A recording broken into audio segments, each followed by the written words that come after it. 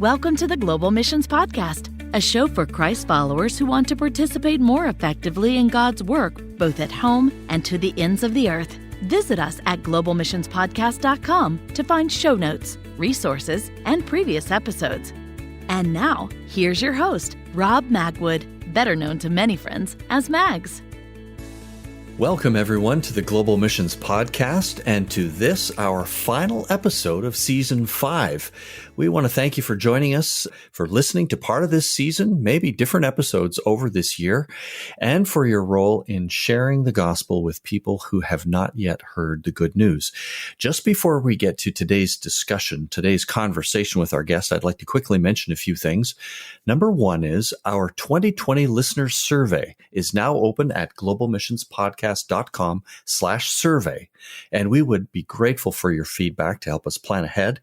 Number two, I'm going to tell you now that our outro, what takes place after today's interview, will be a little different. In case you'd like to hang around, usually it's the same every time. Today is not the same.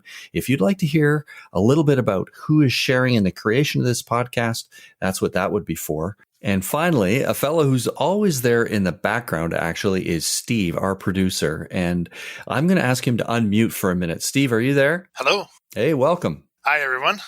I've asked Steve to join us just for a minute here and to provide us with a few statistics about the podcast. We just actually passed our 5th birthday. The first episode was in May 2015. Way to go, Steve. You have produced 5 years of a podcast. Way to go. Thanks. And I also mentioned Rebecca, who produced, I think, the first year or two of the podcast. So I want to give a shout out to Rebecca as well. Yeah, who is now posted overseas with her family. We miss Rebecca, but we're glad for where the Lord has put her now. Now, Steve, we often talk about subscriptions, subscribers. How many subscribers currently to the Global Missions Podcast? There's somewhere around 2,000 subscribers. Now, the number of episodes, we do publish episodes during the season, and then each summer we have some replays, right? So how many episodes have we published? Well, we've published 136 episodes total. And as you mentioned, there are the encore episodes. So I think there are about 118 unique episodes. Way to go. Every 2 weeks or thereabouts, except for the summers, we produce these programs. That leads to counting the number of downloads. How many downloads do we have at this point, Steve? Yeah, we have over 160,000 downloads at this point, which is great. Yeah, that is great. Sometimes I'm asked this question, well, what's your favorite episode? I don't know if you've been asked that, Steve, and that's just way too hard to answer that. So let me ask you this, just as we finish up. Steve, what's something that you've learned or been blessed by in this 5th season? In a recent episode with Ted Essler, he gave 2 quotes that I really appreciated. One was, "The mission is still the mission." And the second one is, make sure that you haven't exchanged methods and means for mission. And I think just in these days of COVID-19 and all the uncertainty going on, I think those are just 2 great principles to remember. Yeah, great observations. Well, Steve, I just say a big thanks. Steve is a really important part of this. He helps with the preparations, he helps with the recording itself, and then he leads the post-production process as well. This podcast would not take place without Steve's help. So I just add a big word of thanks on behalf of everyone who's heard and appreciated it. Steve, thanks for your work behind the scenes to make this possible. Oh, thanks. It's great to be part of a team. It's great working together with you, Megs, and with all the guests. I really enjoy listening and learning about missions and hearing from all our guests. Thanks for the opportunity to be part of this. Super. Thanks, Steve. Well, we'll press on into today's episode. Our guest is going to help us understand the importance of being spiritually equipped for mission, no matter which people group or what type of ministry or how long a mission worker has been doing ministry. This is relevant. Ryan is going to identify principles that workers can apply to help them to walk in close step with the Lord Jesus and to have a vibrant spiritual life as they minister cross-culturally. Our guest today is Ryan Shaw, who is the International Lead Facilitator and President of Global Mission Mobilization Initiative. That's quite a mouthful, Ryan. It is quite a mouthful. Sorry about that. That's all right. This organization formerly called SVM2, the Student Volunteer Movement 2. Some of us are familiar with reading of the Student Volunteer Movement years ago. Ryan holds an MA in Intercultural Studies from Fuller and is the author of an excellent book. I'm going to recommend this book to you. It's entitled Spiritual Equipping for Mission, Thriving as God's Mission Bearers.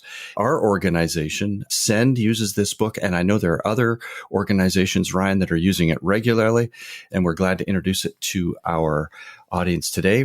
Ryan and his wife, Kelly, currently serve in Asia as mission workers in Chiang Mai, Thailand. Ryan, welcome to the program. Oh, Mags, it's good to be here with you. I'm excited about the interview. And just to highlight that though I'm coming to you right now from Chiang Mai, Thailand, I used to live down the road in Dorchester, Ontario. So I know Dorchester and the area quite well. So it's good to be with you again. Well, just before we started recording, Ryan and I were comparing notes, and I have visited Chiang Mai. He used to live in Dorchester, which is just on the east side of London, Ontario, where I live. We can picture where each other are today. We are some 13 hours apart on the timeline as we record this today. So, Ryan, would you begin just by way of introduction? Tell us a little bit about your ministry in Asia now. Yeah, absolutely. So Global Mission Mobilization Initiative, it is a mouthful. So we say GMMI for short. So we were a student volunteer movement too. So if you know anything about the history of the student volunteer movement, that was focused on mission mobilization among student ministries. And so we did that there in Canada and in the US and several other countries. But then the Lord led us to Asia, not only to be focused on mission mobilization in Asia, but really the whole global South. So we do a lot of things in Africa and Latin America. And the emphasis is helping local ministries to mobilize and equip their own people for the Great Commission. And so we do that through books, through Bible studies, through mobilization tools, through trainings, lots of different ways that we help pastors and even denominations of different church networks in many different nations to really understand the mission emphasis of the Lord. So yeah, it's great to get to do that and be based here in Chiang Mai. It's a very good location for this kind of it's a hub location for this kind of a work. So we're real grateful to be here. That's super. Now, along the way, you were led to put down some things. Waking the Giant is one of your books that I'm familiar with. And then came along this book, Spiritual Equipping for Mission. What led you to write this particular book? Well, it probably started germinating in my heart more than 10 years ago now. My family and I were living in the country of Turkey, pretty difficult country. And we were beginning to come across attrition statistics of kind of why kingdom workers leave the field. And if they're leaving before they had planned to, what were the causes behind that? And kind of looking at attrition. And we recognized that with a lot of these studies, the one major issue that kept coming up over and over and over, it wasn't just kind of down the list. It was very high on the list of reasons for the attrition, was some area of character or spiritual life that was breaking down in some way. And that manifested itself in many different ways among teams or among units that were part of teams on the field. And this wasn't just in Turkey. This happened to be where I lived at the time, but the statistics that I was looking at were really global statistics. And so that just opened my eyes a little bit to say, okay, what is behind this issue? If these core issues of spiritual life are part of the reason why so many end up leaving the field, let's dig into that a little bit. And one of the things as I started digging was the pretty obvious recognition, unreached people groups are generally in fairly hostile or challenging, let's say, places. These places become a spiritual battleground. And I think that is one area that maybe is often overlooked in our preparation. We prepare culturally, we prepare for all the kind of the differences of this new location that we're going to go to. But sometimes we overlook that we're going into the hornet's nest. We really are going into the lion's den, so to speak. And we need to be equipped spiritually as much as we need to be equipped culturally, and as much as we need to be equipped with language and all these others in terms of training and what method of ministry we're going to do among these people that we're going to serve. Yes, all that we definitely need to do, but we need to add this spiritual equipping as well. So that's a little bit of some of the ideas first started germinating, and then I started studying and looking into this further at that point. Well, I wonder, when you talk about spiritual formation and that it's spiritual work, would it be fair to say then that this material is applicable to a message bearer? We will come to that term, to a mission worker, no matter where they are serving and no matter what type of ministry or what the vehicle of ministry is. It applies to everyone as foundational. Absolutely. And I would even take it a little broader than that. I mean, because of the nature of writing a book, you have to have a clear target audience. And so, yes, what you just described is the target audience, but even more broadly than that, it's for every believer, whether or not, you cross a culture, whether or not you cross a border barrier of any kind. These are our core kind of foundational keys to being effective just as a disciple of Jesus. Yesterday, I had lunch with my son, who is a pastor of student ministries, and I had your book with me. I was telling him about preparing for this interview, and I opened to the 10 spiritual keys. We're going to come to that for our listeners in just a minute. We're going to share this list of 10 spiritual keys. But what I encouraged him to do was to take that list of 10, Ryan, and I said, if you could believe that those things would be true of your graduating grade 12 students, it applies to every Christ follower. And his eyes lit up with understanding, saying, yes. And can you imagine what world changers they would be, both locally and for those who are sent globally, if these things were true of us? So I've found this book very encouraging personally. There have been a lot of personal applications as well. So hopefully that'll come out too. It's for every one of us. Absolutely. Absolutely. Let's go to this term, message bearer. It's a hyphenated word, message bearer. What do you mean by this term? So it goes back to, I was in Nairobi, Kenya. This is over 17 years ago now. I was in Nairobi, Kenya, and I was speaking to a large campus ministry at one of the universities there. And I was talking kind of Wednesday night meeting, and I'm challenging for missions. I'm doing my mission mobilization for students spiel. You should become missionaries. You should become missionaries. Kenyans going out to the unreached peoples, becoming missionaries. So, as a speaker, when the words are just kind of going over the heads and there's this glossy-eyed thing, that's going on. And that was happening. And so I was getting a little frustrated as I'm talking. What's the disconnect here? What's not happening? So after the meeting, I went to the leader and I said, hey, I could tell there wasn't an understanding here at all. Can you help me gain some clarity about this? And so the campus ministry leader said, laughing a little bit, chuckling, he said, oh, that's easy. And I said, well, what was it? He said, well, you kept using this word missionary. And I said, well, yeah, that's what we're talking about. We want to mobilize these young people into missions. He said, well, for young Kenyans, the way that they understand that term is the white guy with a pith hat talking about colonialism and pushing that. That is their vision of that word. And so it dawned on me, and I said, okay, if that is the case, I said, can I go talk for a little? It was about 500 or so in the group, so I couldn't talk to all of them. But I said, can you gather maybe 20 right now, go out and get them before they leave the meeting, and can we have just a little side meeting? He said, oh, yeah, sure. So we went and gathered 20 young people, brought them into a little room, and I said, okay, I'm hearing that this word isn't connecting. They all shook their heads. Yes, yes, yes. Do you understand what I mean by that? And then I explained, all we're talking about is you as Kenyans going to unreached people groups, either in your own country or outside of your borders, with the gospel of Christ, trying to spend as long as you can there. So not necessarily just a short in and out type thing. And I said, so what would be a term if this missionary term isn't connecting? You guys tell me, what's a term that does connect? And they kind of looked at each other a little bit back and forth, and they came out with this term message bearer. I loved it immediately because I said, that's it. That's what we're called to do. We're called to bear the message of Jesus Christ, no matter what culture we're from.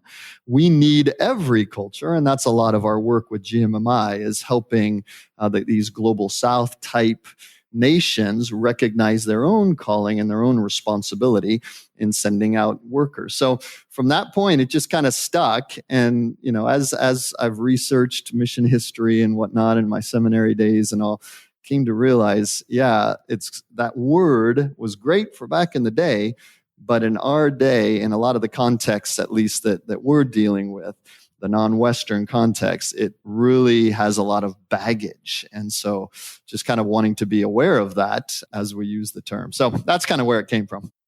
Super. It's a really healthy refresh, I think. As you've mentioned, here in North America, there are also certain preconceptions of what it means and what it looks like. And so it offers that opportunity, I think, to just kind of, in a positive way, re-enliven the conversation and say, let's think about this again. Let's set aside some of the preconceived notions there. Ryan, you have talked about how important the inner life is. This comes to that idea that this is real for every Christ follower, really, but especially perhaps. This is a short quote from Ryan's book. Effective message bearers have many inner life commonalities. These are found among all disciples and not merely message bearers, and yet they are particularly applicable to those serving Jesus in the Great Commission. Would you describe what you mean by these inner life commonalities? Yeah, so with these 10 keys in the book, what we're really looking at is spiritual disciplines that are being formed within the life of believers. So they're not completely formed yet. We still have a long ways to go, a lot of development still to make, but they're spiritual disciplines that are growing, which in turn produce fruit. So when we talk about the inner life commonalities of effective disciples, these are spiritual disciplines that we're saying, yes, I need that. I want that. I want to grow in that particular area. And I think that's the Lord provoking and prompting that desire, because it's those things actually that enable us to produce the fruit. So it's this commitment to grow in these areas, having these inner life commonalities that we're talking about. Sure. No, that gives us another way to get a hold of these ideas. It's a newer term, commonalities or inner life. Now, there is a list that Ryan uses of 10 of these spiritual keys. And I'm really aware that on a podcast, it's hard to listen to a list of 10 things. I'm just going to read through them quickly, though. And then, Ryan, let's unpack a little bit more. We won't be able to do all 10, of course, but I'd just like folks to have a sense of this. So these are the 10 spiritual keys. Number 1, being saturated with the powerful presence of God. Number 2, embracing humility. 3, hungering and thirsting for God. 4, being clothed with God's word. 5, discerning God's guidance and revelation. 6, pursuing a lifestyle of prayer and fasting. 7, cooperating with God's twofold purpose. 8, understanding the times and seasons of God. 9, persevering with steadfastness and stability. And number 10, pursuing a focused life. So it's a great list. Ryan, you talk in this list about how we need to work on these things, but we also cooperate with God. Just before we talk about any specifics, what do you mean by cooperating with God?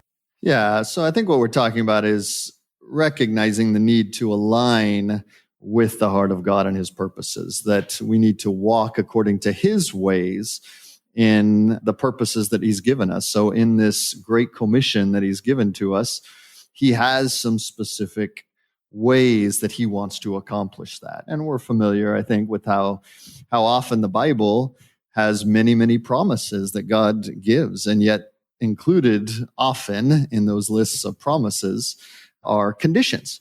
There's this idea that, okay, God says, I've got a promise for you, but I need you to walk in some ways of aligning your heart with me, cooperating with me, so that you can accomplish some things and so that you can come into these promises. What we're talking about is walking according to the ways of God as he reveals in the word, so that we're doing it his way, is another way to put that.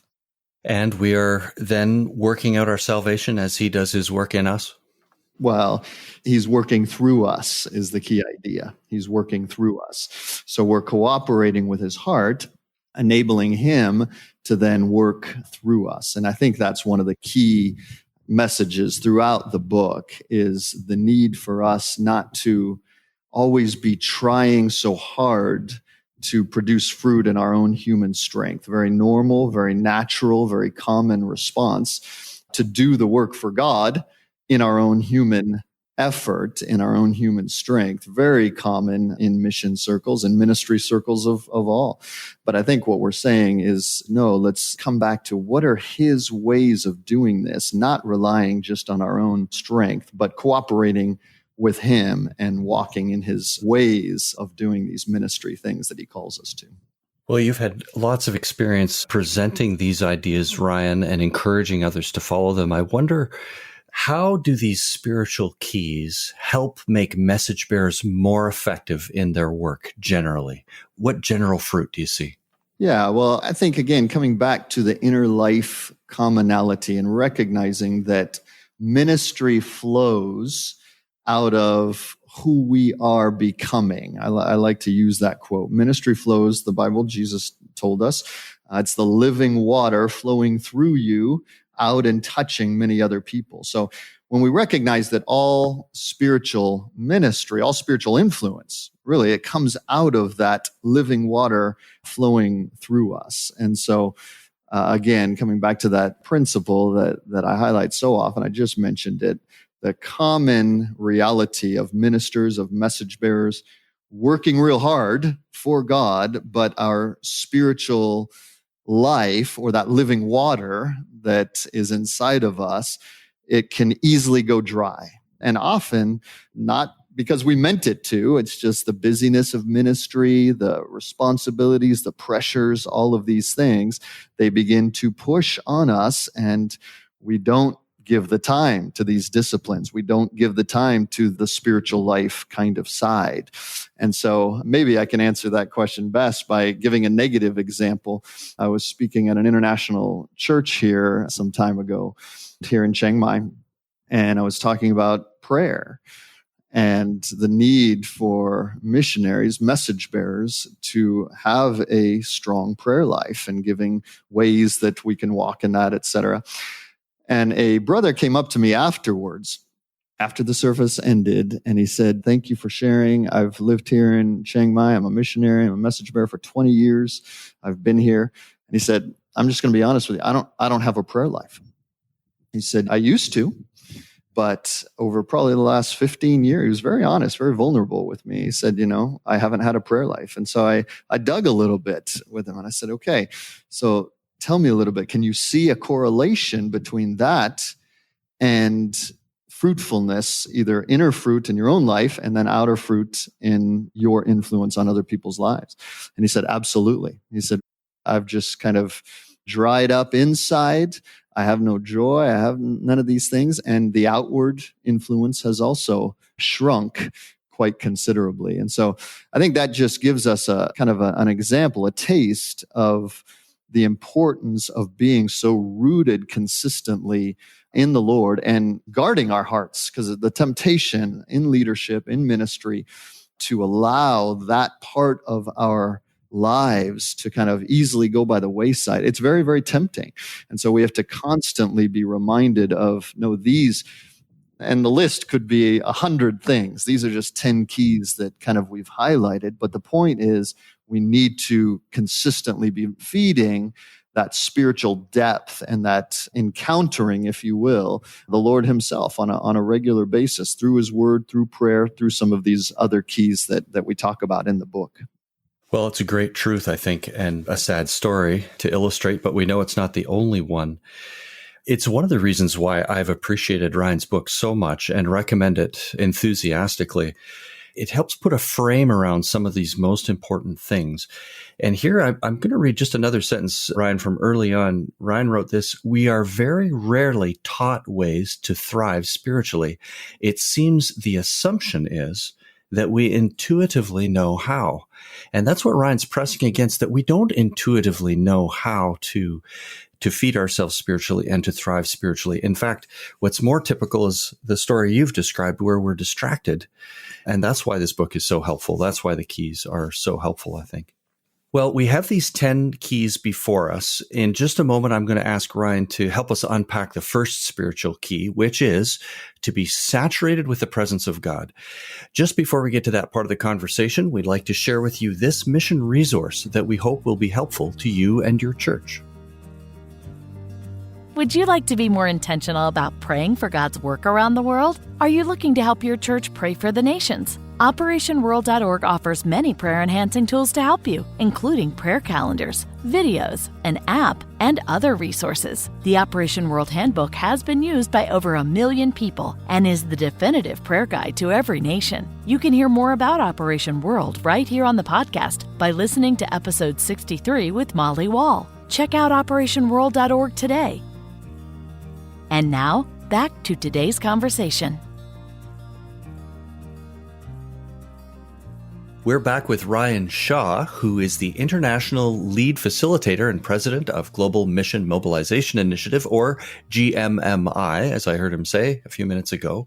We're discussing why the 10 spiritual keys he's mentioned are vital in the life of a message bearer. The first spiritual key is to be saturated with the presence of God. Ryan, please just take a few minutes and describe this spiritual key. Well, it really came out of one of my mentors from Fuller Seminary, where I got my master's.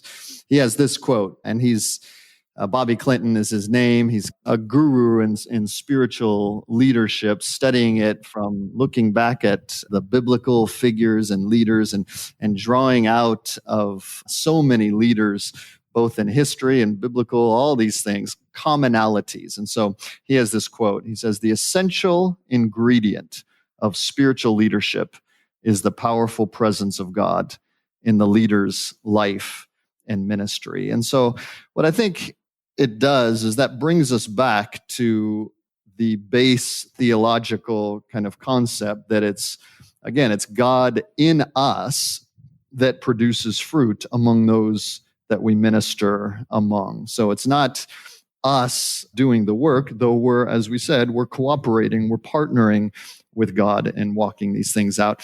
And so in the book, we look into some of those biblical figures and specifically looking at this particular line that shows up. And usually it's in the Old Testament context, but there are New Testament references to the same idea.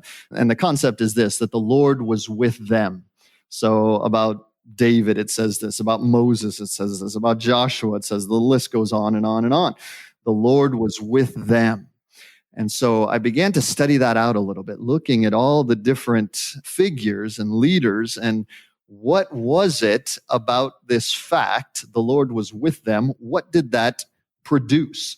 Well, that was the key ingredient, as Dr. Clinton says, of influence. So when we influence another person, yes, we can influence from a kind of a worldly perspective or from our human personality, charisma, persuasion, all those elements of communication technique and all of that. Yes, there is that. But that actually doesn't produce the spiritual fruitfulness in another person's life. Now, that can potentially lead to it, but those elements in and of themselves, they could excite somebody, but that doesn't necessarily mean spiritual growth. And so really to see the spiritual growth in another human being, the Lord has to be working in us and then through us to touch another person. So that's what we're talking about with this idea of saturated with the powerful presence of God and wanting to be those types of message bearers, those types of leaders in general who are producing that kind of fruit because we're walking in his presence. We're living according to his presence. We're talking to him day by day by day and walking according to those ways. And so in the book, we really flesh out a little bit more of what that looks like, and then a little bit more of what effectiveness on the field looks like when some of those things are in effect. And so we can take a little bit more look in the book. Individuals can do that. But yeah, I think that in a nutshell is what we're getting at. Give us just a little taste of some of those things that you recommend, practices that we might pursue. Someone who's just getting interested in this, what does it include to be saturated or to step towards saturation, if we say it that way, with the presence of God? I like to, whenever I look at a spiritual principle, I like to kind of look at the flip side of it, the opposite, if you will. So if we're talking about what it looks like to be saturated, well, what's the opposite of that? That helps me kind of understand things. And so when I think of the opposite of being saturated with the presence of God, it's operating in my own human strength in ministry. So, okay, I've been called by God to do a work. And then I go out and I begin to work in my own ability, I kind of leave God by the side. It's very easy to do, again, in the temptation of busyness and pressures and all these things. And we begin to operate in ministry according to our own abilities. We each have natural abilities. So message bearers, missionaries who go out, they have skills, they have abilities. And so it's very easy to begin to rely, I think, on those abilities to be fruitful in ministry. And again, God gives us ability, but at the end of the day, He wants His power to be enabling those abilities. So it's still Him that's producing the fruit in another person's life. So that's helpful to me to say, okay, the opposite is operating in my own strength. And now I need to really be deliberate about saying, God, forgive me for that. That's my natural inclination. Lord, no, I want to wait on you. I want to do the necessary disciplines to allow you to be the one flowing that living water in me and through me that's really going to be touching the lives of people that I minister to. That's a bit of an example there. Mm-hmm. How much better that way than to do it in our own weak little efforts. Boy, we could spend all day unpacking this. And in fact, Ryan does do a ministry like this. That's one of the reasons why it's so rich. Ryan has been working on this and working to articulate it for a long time. That's just an idea, a little bit of the first chapter. And there are 9 other chapters, so to speak, to explore there. Ryan, many of our listeners are leaders in local churches. They may be pastors. They may be on missions committees. They are wanting to help message bearers thrive and do a good job, to be well prepared. What role can church leaders and missions committees play in helping message bearers grow in these 10 spiritual keys?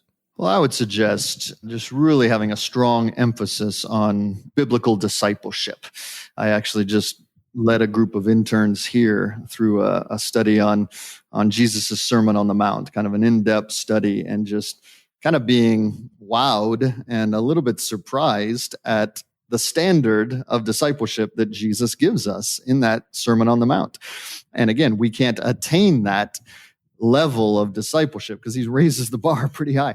We can't attain that in our own human effort, but really putting a high bar out there. I know sometimes, we don't always do this on purpose, but it's sometimes easier to, in our society and culture and whatnot, to kind of lower the bar a little bit. And so one of the suggestions I would make is to keep a strong emphasis on the biblical discipleship and what Jesus really calls us to, how he calls us to live. And then just really rooting people in deep spiritual life. So for those that you're working with that are message bearers out in countries already, talk with them. I was going to use the phrase, hold them accountable, and maybe to some degree, but just how you doing in your spiritual life? How are you maintaining in the midst of busyness, in the midst of pressures, in the midst of COVID-19, all these things? How is your spiritual life? Are you dry? What can be done to kind of invigorate you spiritually again? And then those are the ones that are out there, but the ones that you're preparing in your local church right now for the future. Yeah, I would say take these guys as deep as you possibly can in spiritual discipleship and emphasize that as much as you're emphasizing the need to be prepared with the best ministry technique and the best books on culture and all those kinds of missiological approaches. Make this a similar and as important part of your mission preparation. Well, I think that's really important to note. You're not downplaying at all the readiness of skills or talents or experience or capacity to be a teacher or a doctor or a worker or of any sort. You're saying that there are foundations undergirding those talents and skills and that they complement each other, right? That's exactly right. That's exactly right. We need those preparations to be effective workers for the kingdom, especially among unreached peoples. So we're not downplaying that at all. We absolutely need that side of our mission preparation. What we're saying is this side is so easy to overlook, however. And I would add, I think especially in our Western worldview, that training, preparation, more the skills side of getting ready to go serve overseas somewhere, that often takes priority. And then getting the support and all those things that you got to do to get ready to go. Man, I know so many message bearers that get to the field and they're spiritually burned out really before they even get started. Just they've arrived and now they're like, okay, I'm burned out because it took so long just to get here and all the steps that it took to get me here. So yes, it's important, absolutely, to highlight the training side, but this is often the overlooked piece that I think is so essential. Well, we have, as we often say, just scratched the surface of this topic. I want to again encourage the consideration of Ryan's book, Spiritual Equipping for Mission, Thriving as God's Message Bearers. And I think, Ryan, I'm going to recommend it broadly. If you are a worker yourself, if you are a message bearer, this book could be helpful to you. If you are serving in an agency and you are seeking to help people prepare or to discern where they need help, this would be a helpful framework. And if you are in a church, if you're a pastor or on a missions committee, it would provide such helpful insight as to how you can support and help cultivate healthy spiritual foundations in the lives of our mission workers or message bearers. Just warmly include that to you. Ryan, we're going to include the book in the show. I just wonder, are there any other resources that you would like to mention to our listeners? Yeah, I would encourage people to go to globalmmi.net. That's our website. And we do have quite a few Bible studies on some of these topics related to the spiritual equipping side. We've developed several, like looking at different Bible passages, even the Sermon on the Mount that I just mentioned, and kind of highlighting what we can learn about the depth of the spiritual life. So in our ministry circles, we talk a lot about this subject and really try and prioritize it as a key element. So yeah, globalmmi.net. There's a lot of resources on there that I think could benefit. Super. We will include that in the show notes. As regular listeners know, you can find the show notes for this episode at globalmissionspodcast.com. Ryan, if any of our listeners would like to follow up with you, reach out about some of these questions or ideas, how could they do that? Yeah, probably the best is by email. rshaw@globalmmi.net is my email address. That'd be great. Super. Thank you for being open to that. Last question, just as we conclude.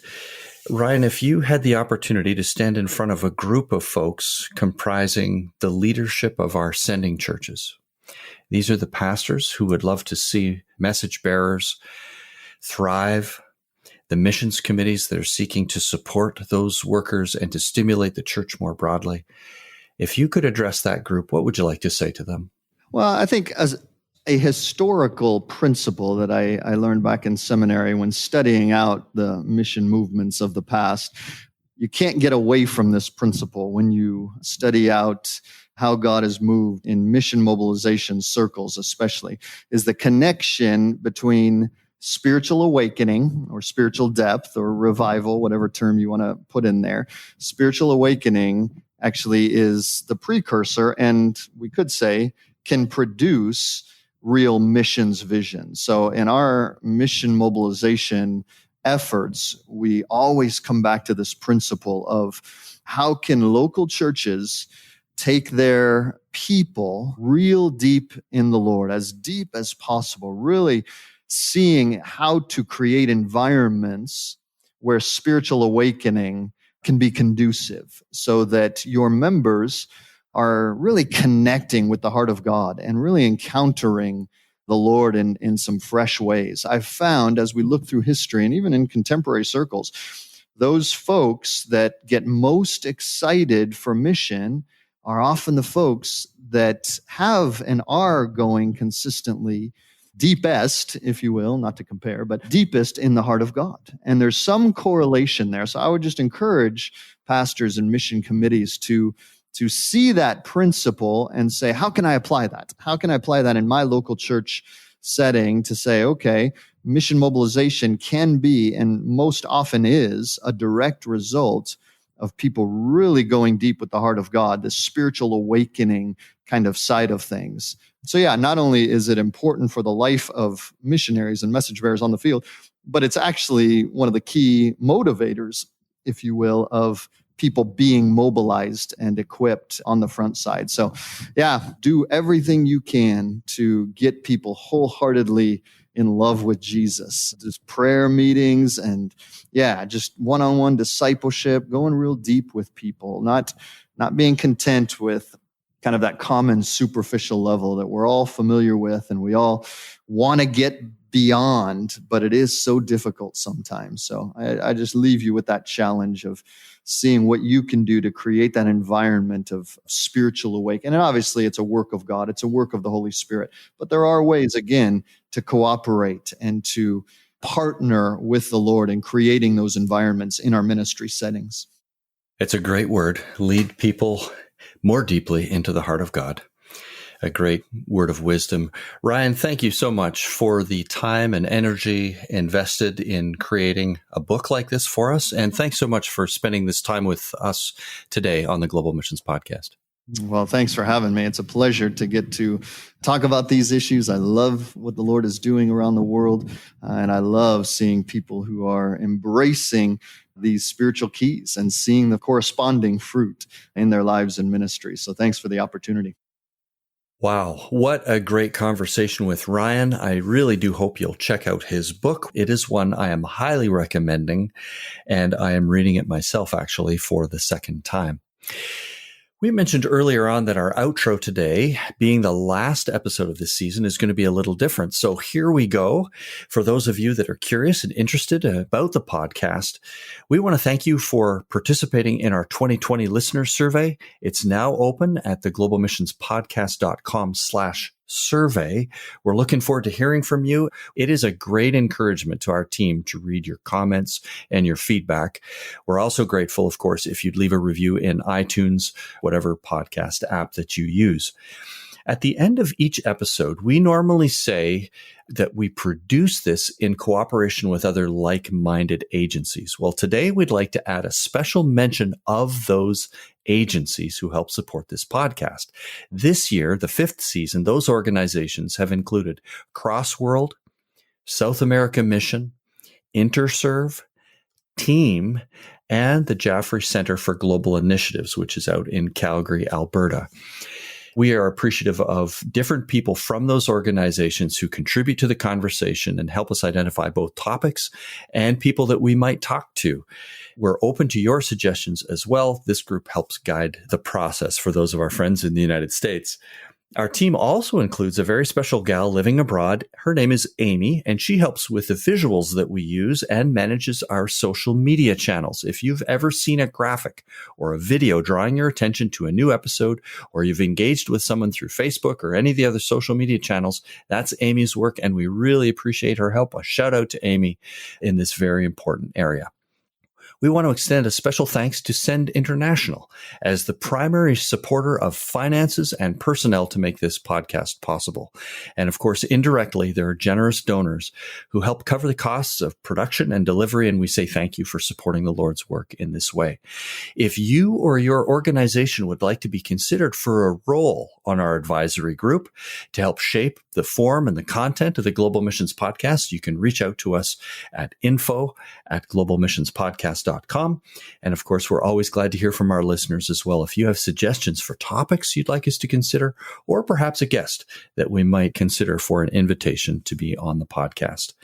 So, on behalf of the entire team, we want to thank you for listening to some of this 5th season of the Global Missions Podcast. Over the summer, we'll be replaying some of our specially selected episodes as replays, so you can keep your podcast app engaged. Lord willing, we plan to resume with a 6th season after the summer break. We pray that you listeners will have a blessed summer. And in spite of all the challenges of the pandemic and the tensions in our world, we pray that you'll know the Lord's peace and joy as we strive to be faithful in these days. Please join us again in 2 weeks when we will reprise a special episode and continue to explore this grand adventure of being Christ's witnesses to the ends of the earth.